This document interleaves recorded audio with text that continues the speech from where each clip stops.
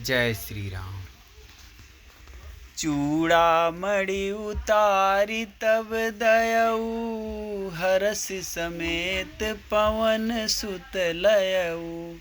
दीपावली में जाने चूड़ामणि की महिमा। माता सीता की मुँह दिखाई में उनकी सबसे छोटी सास कैकेयी ने उन्हें अयोध्या का सबसे सुंदर भवन कनक भवन उपहार में दिया। तो उनकी मझली सास माता सुमित्रा ने अपने जूड़े से चूड़ामणि निकालकर सीता जी के जूड़े में लगा दी थी। वहाँ उपस्थित लोगों को बहुत आश्चर्य हुआ कि माता कैकेयी ने तो मुँह दिखाई में कनक भवन की रतन जड़ित कुंजी बहू के आंचल में बांध दी, जबकि माता सुमित्रा ने तो केवल अपने जूड़े से निकालकर यह छोटी सी चूड़ामणि जनक नंदिनी को उपहार स्वरूप दी है। वह तो बड़ी कृपण कंजूस है। तब कुलगुरु महर्षि वशिष्ठ ने सभी उपस्थित जनों को चूड़ामणि की महिमा और इतिहास बताते हुए कहा कि संसार का दिव्यतम स्त्री आभूषण है चूड़ामणि। चूड़ामणि जूड़े में लगाए जाने वाला वह आभूषण है जिसकी समानता केवल श्रीमन नारायण के हृदय पर शोभायमान कौस्तुभ मणि ही कर सकती है। संसार के समस्त आभूषण मिलकर भी इस चूड़ामणि की समानता नहीं कर सकते। कहाँ से आई है दिव्य चूड़ामणि? देवताओं और दानवों द्वारा अमृत प्राप्ति के लिए किए गए समुद्र मंथन से एक एक करके 14 रत्न निकले थे। माता लक्ष्मी, कौस्तुभमणि, कल्प वृक्ष, वारुणी, सुरा, धन्वंतरि वैद्य, चंद्रमा, कामधेनु, ऐरावत, अप्सरा, रंभा, कालकूट, विष, उच्चैः श्रवा घोड़ा, पांचजन्य शंख, पारिजात वृक्ष, अमृत कलश निकले। महालक्ष्मी के प्राकट्य से पहले उन्हीं के समान रूप रंग वाली अपूर्व सुंदरी रत्नाकर नंदिनी, जो कि समुद्र तनया भी थी, प्रकट हुई।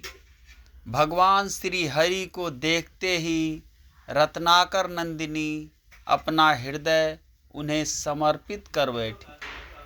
तभी भगवान की नित्य शक्ति क्षीरोद तनया साक्षात महामाया लक्ष्मी जी प्रकट हो गईं।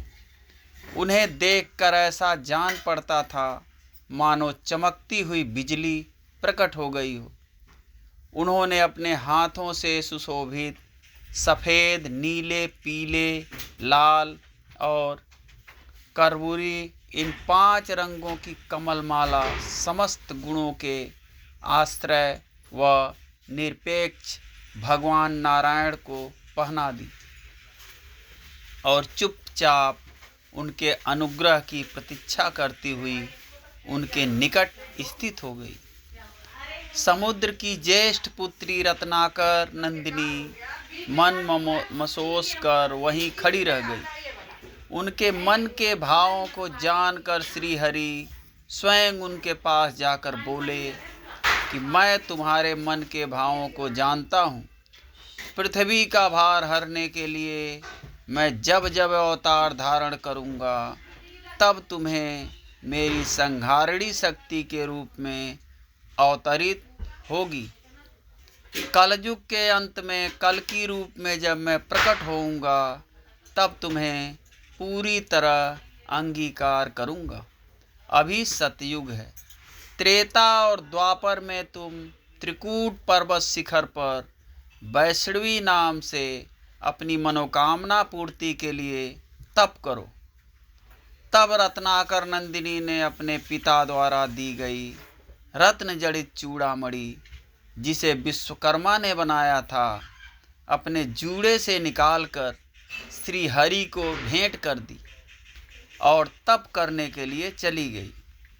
भगवान श्री हरि ने वह चूड़ामणि पास खड़े देवराज इंद्र को भेंट कर दी, क्योंकि वह उसे ललचाई दृष्टि से देख रहे थे। इंद्र ने वह चूड़ामणि इंद्राणी के केशों में लगा दी। देवराज इंद्र संबरासुर से बड़ी दुखी थे, वे उसे पराजित नहीं कर पा रहे थे।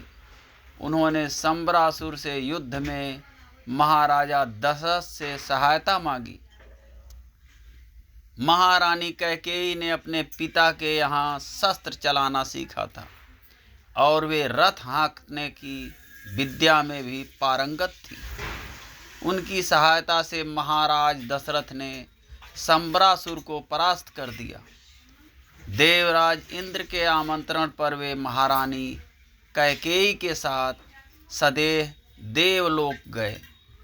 इस अवसर पर इंद्र ने महाराज दशरथ को स्वर्गलोक की मंदाकिनी के राजहंसों के 4 पंख भेंट किए और इंद्राणी ने चूड़ामणि महारानी कैकेयी को भेंट में देते हुए कहा कि जिस स्त्री के केशों में यह दिव्य चूड़ामणि रहेगी उसका सौभाग्य अखंड रहेगा।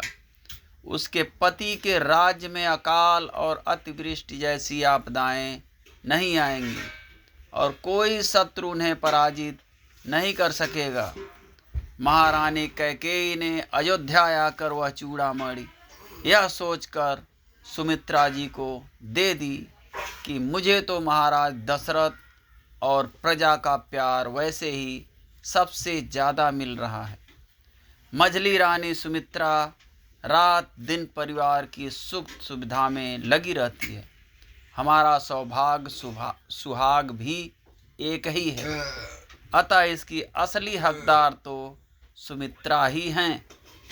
प्रभु श्री राम के विवाह के बाद माँ जानकी की मुँह दिखाई की रस्म शुरू हुई। कृपा की मूर्ति महारानी सुमित्रा ने जब घूंघट की ओर से जनक दुलारी का मुख देखा तो वे बस उन्हें देखती ही रह गई। वात्सल्यवश नववधू को सौभाग्य का आशीर्वाद देते हुए उन्होंने अपने केशों से सजी चूड़ामणि को निकालकर जानकी जी के जूड़े में सजा दिया। वनवास के लिए जाते समय सीता जी ने कासाय गेरुआ साड़ी तो धारण कर ली, परंतु कुलगुरु वशिष्ठ और उनकी पत्नी अरुंधति के कहने पर आभूषणों का त्याग नहीं किया। रावण द्वारा हरण किए जाने पर वह पुष्पक विमान से अपने आभूषण जगह जगह डालती रही। लंका पहुंचने तक केवल चूड़ामणि ही उनके पास शेष रही थी। चूड़ामणि की महिमा जानने के कारण ही उन्होंने उसे अपने शरीर से अलग नहीं किया था।